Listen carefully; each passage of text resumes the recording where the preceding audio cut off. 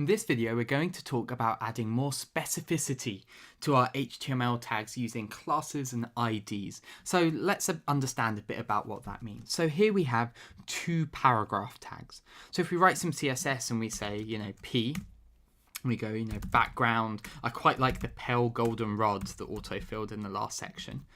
Both paragraphs get affected by this styling. Now that may not always be desirable, that might not be what we want. So we can add as an attribute ID, and we can give it any value we want, main, whatever, it hardly matters.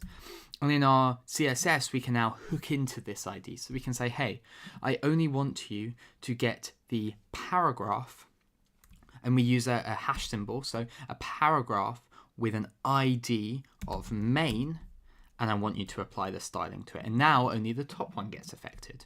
So this is a really nice way of saying, hey, here's a paragraph, make the color of all of these red.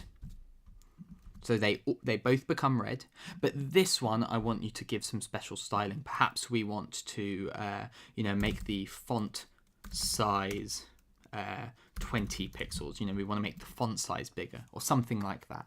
But we can use IDs to add specificity to our HTML. We can do the same with classes. So here we can say class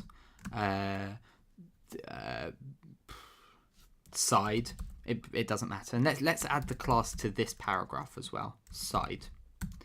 So now, actually, let's not do it on the paragraph. Let's do it on this h2. So we've added a class to two elements, and it is side.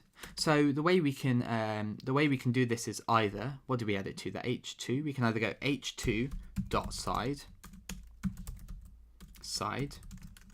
and go background black or whatever, or background dark blue. And we use a dot to specify classes.